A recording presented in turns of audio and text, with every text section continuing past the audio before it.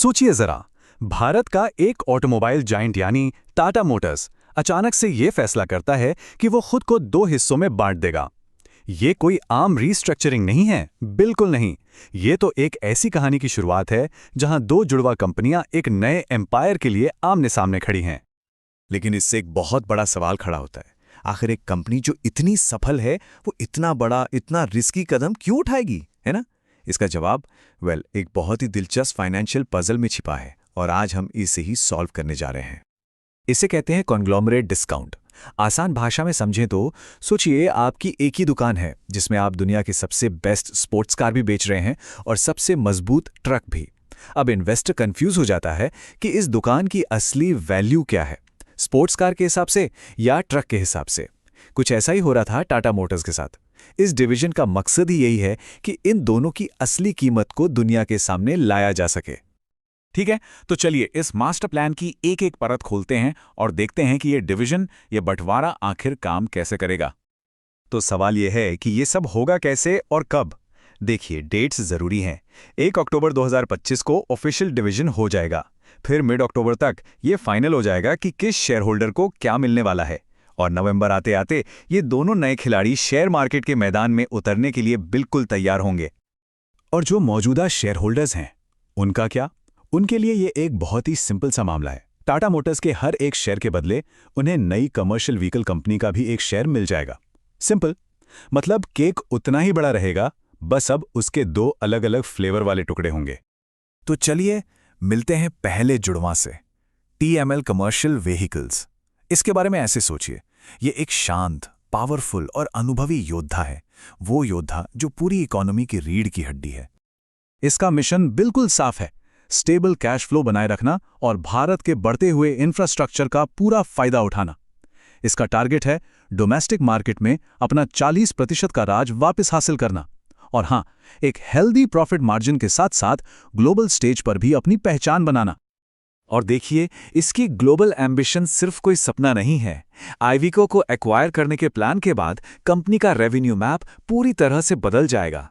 सोचकर देखिए, 65% इनकम विदेशों से आएगी, जो इसे सीधे सीधे एक ग्लोबल पावर हाउस बना देगी।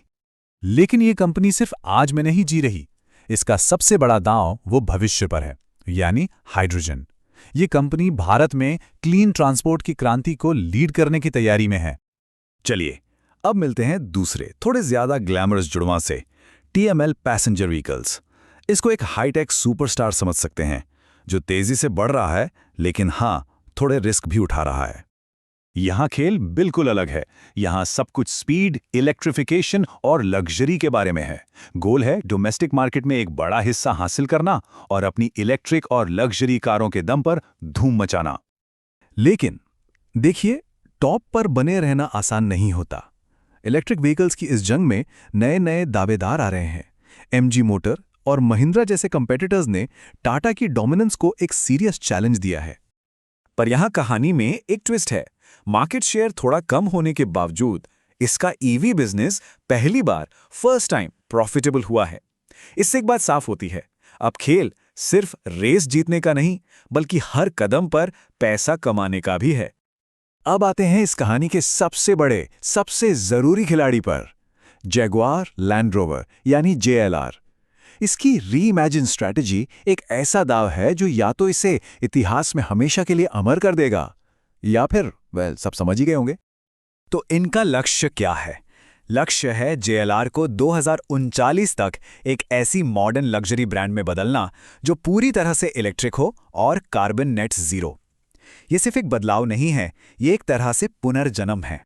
और इस पुनर्जन्म की कीमत हर साल 3 बिलियन पाउंड। ये बहुत बहुत बड़ी रकम है जो इस मिशन के स्केल को, इसके साइज को दिखाती है। लेकिन इतना बड़ा खर्च करने के लिए उन्हें अपनी जेब भी तो कसनी होगी, है ना?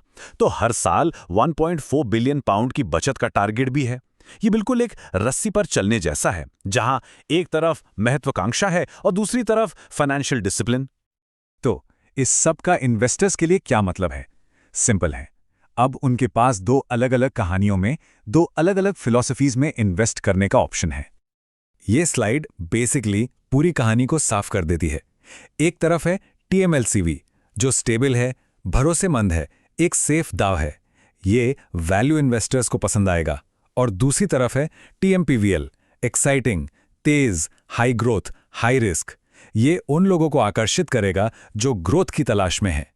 तो दांव किस पर लगाया जाए? तो मैदान सज चुका है। दो जुड़वां, दो अलग अलग रास्ते। एक स्थिरता का प्रतीक है, दूसरा इनोवेशन का। आखिर भविष्य की इस दौड़ को जीतेगा कौन? ये एक ऐसी कहानी है जिसे हम सब बहुत ही दिलचस्पी से देखेंगे।